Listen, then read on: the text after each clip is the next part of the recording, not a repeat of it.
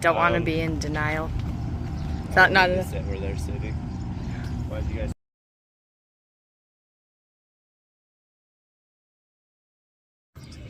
It is a beautiful morning. We are sitting at the most picturesque spot that we could find on the west bank of Luxor, or at least find with little to no effort because the children are starving. Today is our last full day here in Luxor, starting out with breakfast at Abu Aya, and well, let's show you the view. So that's the Nile River. It's a very interesting spot because on the east bank over there, it's all developed out, hotels, pretty fancy, and then on this side, it is like farmland. So really interesting to see the juxtaposition. We actually stayed on the west bank, more in the farmland, which we quite enjoyed. Everything that sounds and stuff. Today's plan is to hit Karnak Temple, the Luxor Temple, and then take a little tour around the east bank of Luxor with our amazing new friend Omar. So you'll get to meet him a little bit today. He's set up a boat ride for us to get from the west bank over to the Karnak Temple. After that, he set us up with a chariot ride from the Karnak Temple to the Luxor Temple. So we've just been absolutely spoiled in Luxor thanks to our friend Omar. So we're going to show you our traditional Egyptian breakfast. We've got an omelet and some bread. Little one's going for boiled eggs. We're trying the beans. We've seen them all over. They actually smell incredible. And what are you eating this morning for breakfast, babes? Waffle. Is it hot? And of course, French fries, because why not? But pretty great view, great breakfast. Prices are insane. So we're talking maybe $1 for an omelet, and that's pretty standard on the west bank anyway. So we've got the Nile behind us. Right now we're in the main square where if you're on a Nile cruise, they'll come and drop you right here if you're crossing to the west bank. And that's where you would pick up your bus if you have a predetermined balloon ride or going out to the Valley of the Kings, all that. They'll pick you up at this roundabout right here in the morning. The balloon ride's super early in the morning. So it's actually very, very busy here around 8 a.m. as people are getting out, trying to beat the heat, get to their tours. And then it'll get very busy again around about 11. There's another wave of people come through from what we've understood. Now, along the bank there's a little boardwalk area where all the felucias and sailboats are. And when you are there, they'll offer you all kinds of rides, taxis to anywhere you want to go. So if you don't have a pre-plan, you want to pick it up here, just bring some cash, you'll be good to go. So this is where all the boats are. Thank you so much. And you can either haggle a place right here, or you can have one that's preset. There's plenty of people waiting to take you, boat, car, anywhere you want to go.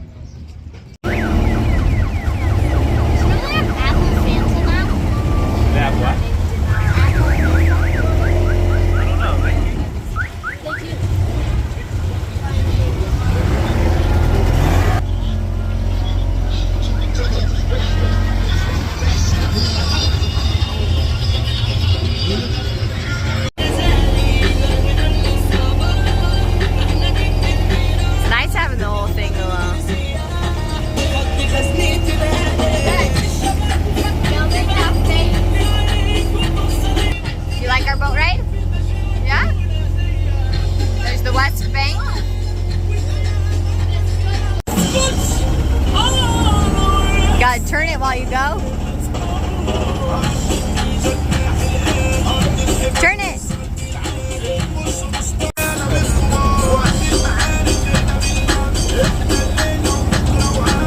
You got the hang of it? Yeah? That's way better than your hat. I like it. Keep your head back for a sec. Okay, hop up.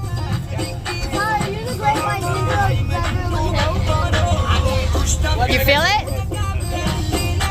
There you go, buddy. Hey, Dad. Yeah. Great White Ninja of Beverly Hills. You gotta push it down. Oh no, we're gonna die. No, you gotta turn it like a motorcycle. There you go. There you go. It's a twisty throttle.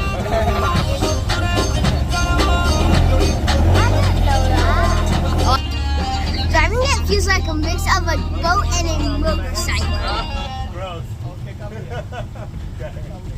Is that so fun? This is the best.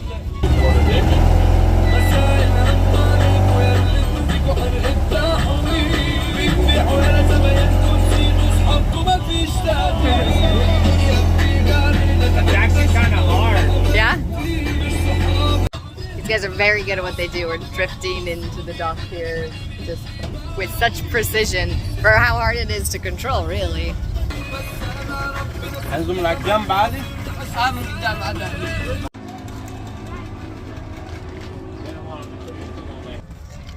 We're headed up the stairs. We took our boat instead of straight across, we're all the way up towards the Karnak temple. So that is stop number 1 for this morning. Immediately upon stepping on the east bank, this is a different city altogether. The roads are much different. It's a lot more commercial feel. So we came off the boat right here. We jaywalked a little, cross here. Karnak temple is just to the left, super easy. There's a cute little amusement park right next to the entrance for Karnak. Oh, walked right into a tree. So when we get done, we're gonna come over here, find our new friend Mohammed to take us to the next temple, which the kids are pretty excited about. There's a lot of bad publicity about having a ride that doesn't take good care of their horses, things like that. You can tell Mohammed's horse is in good shape. We've got an hour inside, hour and a half inside, so he's gonna go water his horse, and they actually do provide shades and things here for him. So it's a great way to experience it without having to worry too much about the animals, if that's something that concerns you. We've just walked through the gates for the Karnak temple, like the security. They do open and check your bag. There you go. It's secure here. We're grabbing a Coke. I think we just got a little tricky on the price here, but I already opened mine, so whatever it is. We're trying to get some smaller bills by buying sodas, and it's very hard to get small bills, so. Anyway, there are tons of buses here. It's definitely busy. It's very secure though.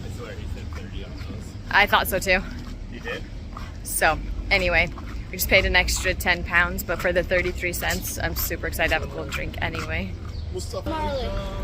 So there's all these shops. You can get a drink, you can grab a scarf, cover up from the sun, no problem.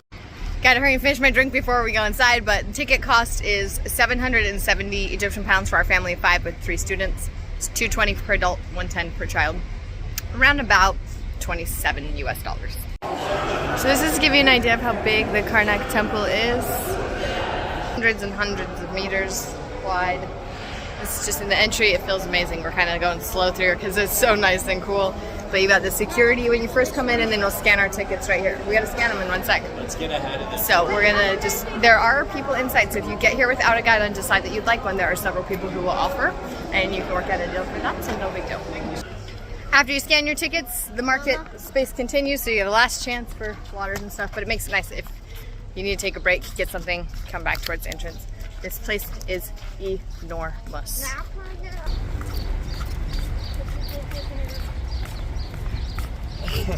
So there is the sound and light show here, the same as in Giza. You can come in the evening around 9:30, 10 o'clock. They have the whole thing lights up. You sit in a chair and watch. It's pretty spectacular. From what we heard, it's a little better than Giza. Maybe we'll throw that in tonight. But this is a giant temple complex that had been added to for centuries and built and rebuilt and added on, and so there is a lot to see here. So we've gone through the 3rd level of security, 3rd, 4th, I don't know, a lot. Anyway, you do walk out to really, well, not different. I just mean 3rd string of it.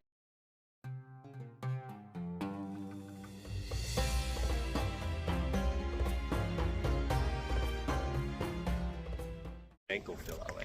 When we got into like the reception area of the Karnak temple, there were several people who spoke fantastic English that offered to do tour guides.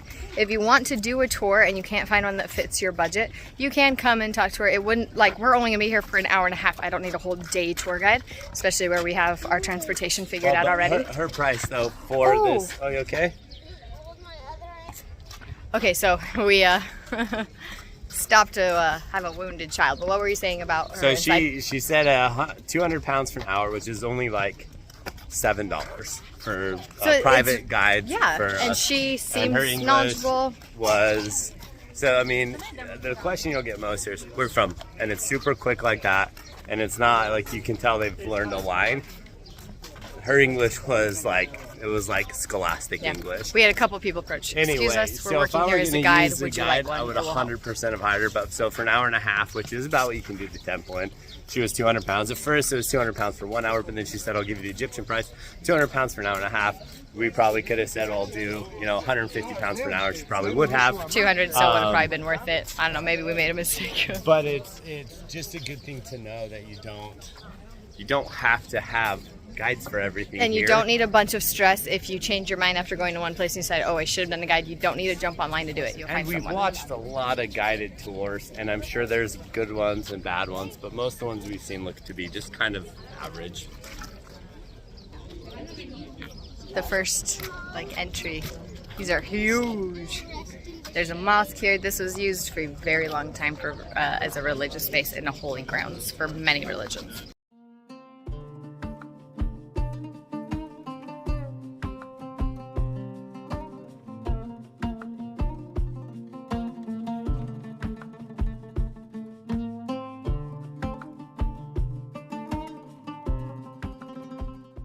It's incredibly hot today, so we're running shade to shade.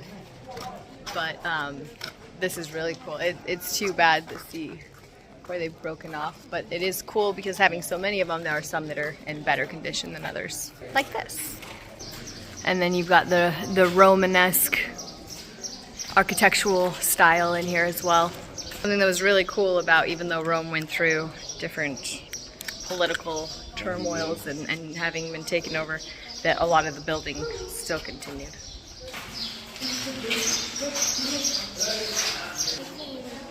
Your ticket? Okay. There are not like plaques or anything describing, so you'll do research ahead of time or have your tour guide tell you where you are. Otherwise, it's just cool to look at and you'll not know exactly what everything is. You're silly. So here you can see how smart they were about harnessing the sun to light things. And you can capture the sun. You guys want to go do that? That's so cool.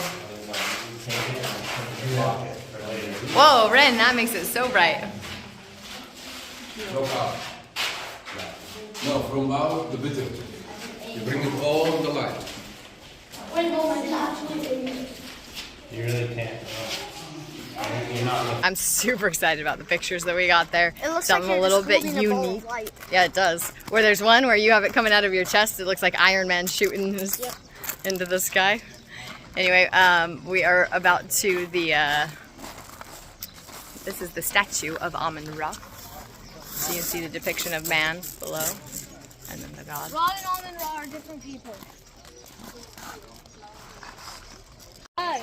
The deeper you get into this temple, I think actually the cooler it gets. This is vast. I've only been here 15 minutes and I'm already like, oh, there's more. Oh wait, there's more. Everywhere. This one? So on sure first back- inspection, maybe it click just back looked like down. columns, but as you keep looking, you'll see more and more details. So I'm glad we stopped in the shade for a break because it's a great place to be able to view. Okay, so two things. Oh, what were you gonna say? I don't know why Giza gets all the props, because Luxor, to me, is much cooler. Oh, that's cool. You can see him working on restoring the... Yeah. So there were some 34 columns or something that fell here, and they're still We could fixing them all. probably do it. So hold on. Here's the two things I was gonna say. Number one, I've been corrected by my children several times, mixing up Amun, Amun-Ra, and Ra. not all the same. So if Raw the you daughters of the sun, almond raw. if you know all the difference, then I've slaughtered it. I'm sorry, it's not intentional. I'm not trying to mislead people. Number the second. When we first got to Karnak, I thought, it was okay. I don't know. Well, I don't know that it gets all of the blah blah. But when you get to the 134 columns, I get it. I totally get it. I get it. I apologize for thinking that. Look at the details above the columns. This is so cool. And we were just talking about how you can see, like in the distance here, you've got like the pillar. We've seen them all over the place, and you can see how it took like the Washington Monument and things like that take from areas like this.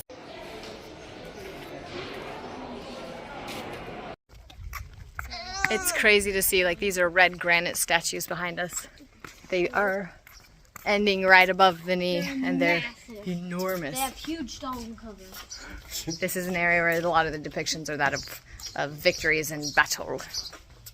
Behind me, all the way towards the back of the temple ground, is where you can see the seating for the sound and light show, where they light all of this up and they have music that goes along with it and all of that stuff. Not a lot of people out towards the 9th pylon, but it does provide some amazing statues here and a place that's nice and quiet. I did not know that there was the sacred lake. This is beautiful. I love that they've kept it with water to see.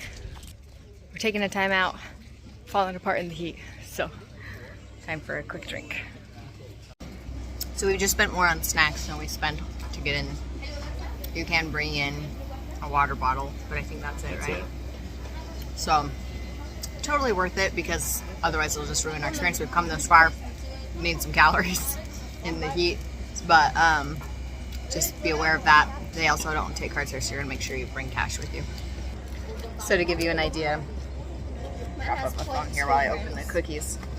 We got 5 drinks, a water, 3 candy bars, and some cookies. We spent something like almost 20 bucks. $27. Excuse me. Is that right? $27 for our snacks here. Breakfast this morning, we spent about $6 for eggs, falafel, bread. So packaged stuff is always going to be more expensive in a place like this, especially where the restaurants make things by hand from a farm and they can really get, you know, good prices there. But just be aware of that, and make sure you keep cash on hand. Yesterday, you'll have seen we had to spend $1,400 per person to get into Nefertari's tomb. So the machines are not always available, even when they have them. Luckily, most of the ticket offices have been able to pay with the card. We planned an hour and a half here. Probably wasn't enough for a snack break too. And we went a little too slow through the first area. Didn't realize how big Karnak is. So if you're on your own, plan a couple of hours. Oh my gosh. Just look at it. So we're busting through here because our chariot awaits. I can say that legit this time. Oh, this back lot is amazing.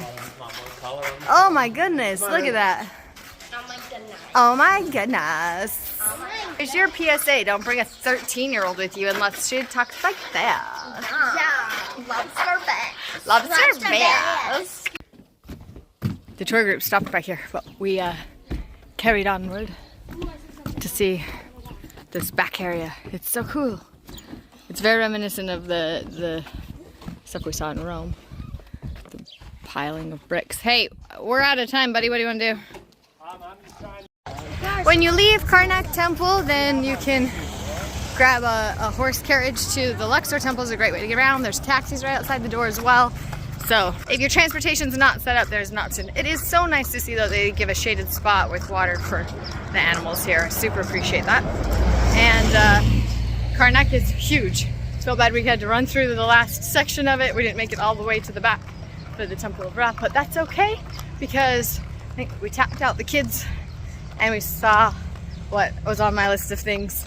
Absolutely stunningly beautiful. Just a great time. Karnak is very nice. It's beautiful.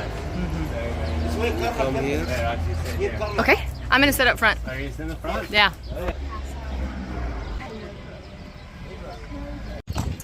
I do. This is a great view. Did you want to go straight to the temple, or said he could take us around for a second?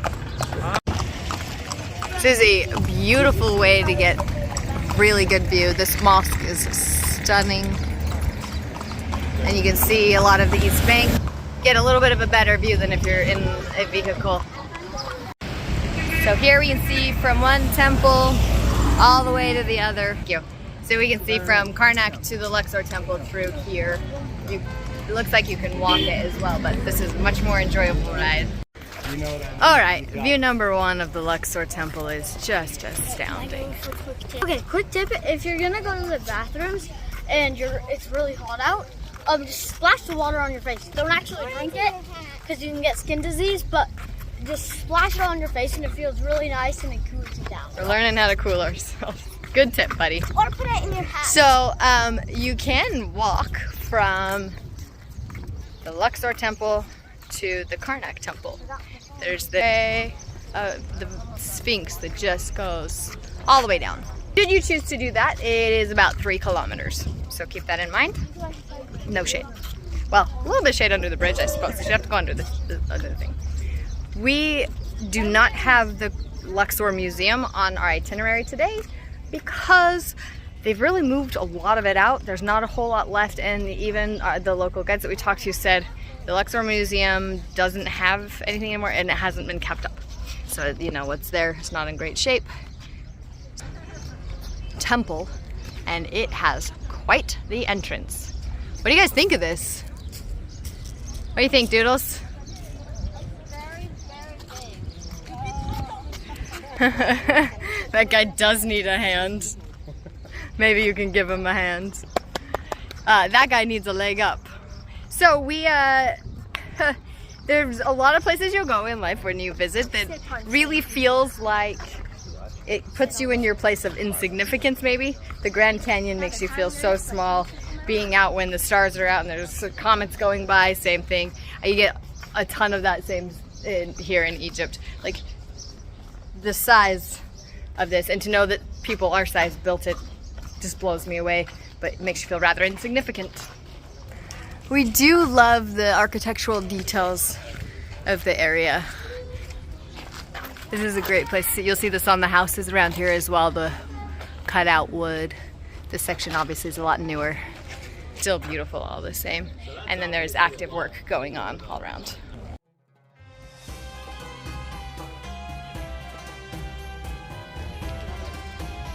This is a photographer's dream, really. Interesting fact about the Temple of Luxor is after Egypt got through a battle with the Hittites, this was where they signed their first peace treaty as a civilization with the Hittites here on site of the Temple of Luxor.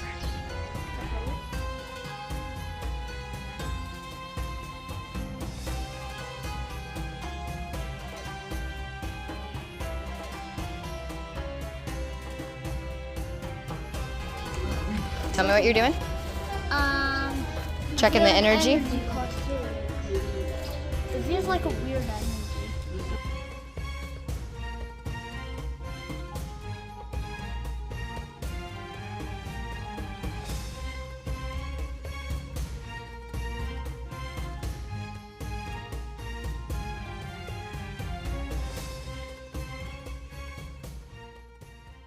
This is the Sun Court of Imhotep III, and it is definitely well named and beautiful.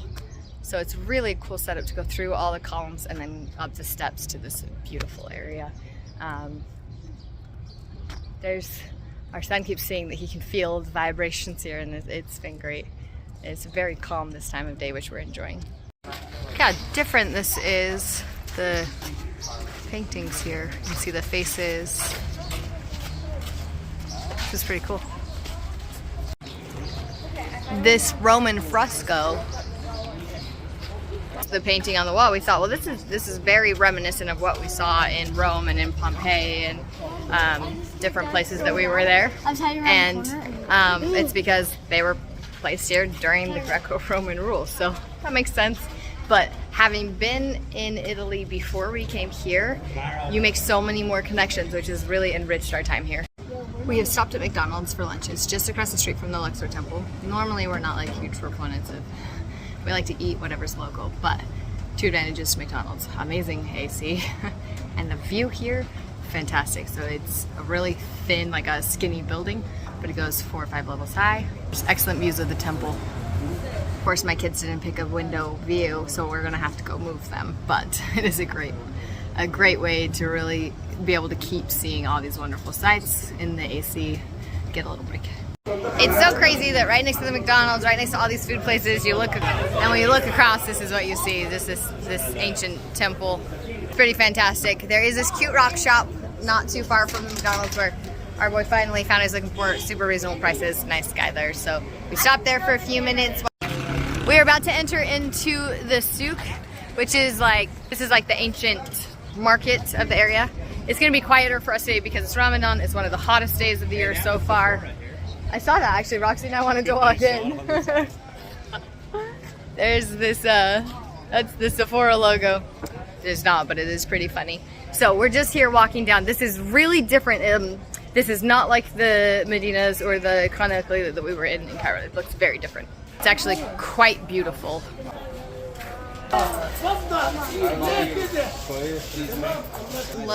Here's something that's cool about having guides. They'll stop, they'll say hi to all their friends. When you have someone who's local, it's fantastic because there's such a sense of community in Luxor that you might not know about unless you see that. So we're gonna wander the market for just a minute and then we'll be off to tour Luxor.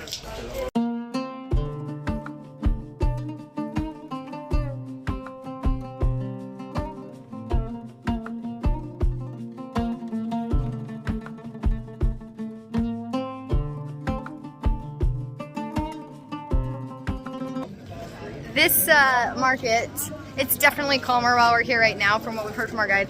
When the cruise ships, they stay in port overnight so they can come anytime. Oh yeah, I like the believe it. Believe it, no rest. But this gets so busy in the evenings because they can leave the cruise ship, it gives them something to do off the ship, and it just packs in, and it's walking distance from the Nile. So we are so fortunate to have just such a different situation as we're looking here. There are beautiful dresses, scarves everywhere, all kinds of things like trinkets, and they're very kind. They always invite you in, but they're not aggressive. We are here during Ramadan at the heat of the day, and that changes it a little bit. But everyone really be kind, they're kind back. It's much less pressure than like the Cairo Karnak Khalili.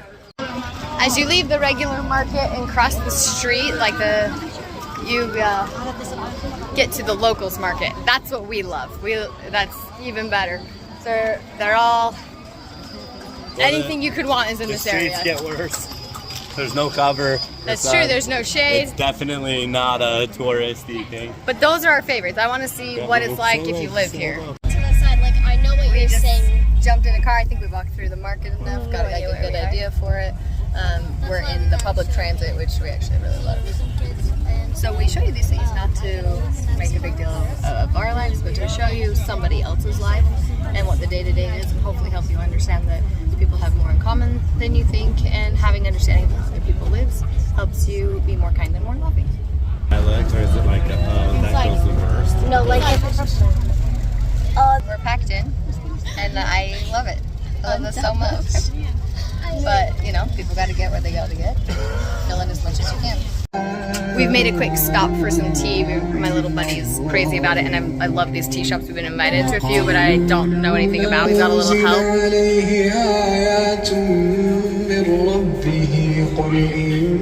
They also have all the honeys and different herbs. It smells just incredible in here. We're having a beautiful walk into parts of Luxor that most people won't see. The traffic is picking up more and more as you get closer to iftar. People are out for the day. You're seeing them set up tables to be able to share a meal together, which is beautiful. We're having just a great time. Let's come outside. We've stopped for some ice cream and dessert. Pretty excited about it. Ooh, yay! Guys, how'd we do? Did you try Cairo Rens? Yeah, it's so good. Did you pay already? You try it already? So good. Is it? Okay, you guys happy?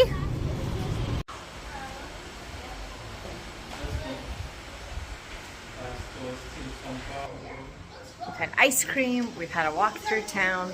We're really enjoying getting to see day-to-day life and really off the beaten path, somewhere that a regular tour won't take you. We were so lucky that he was willing to take time out with us to do that.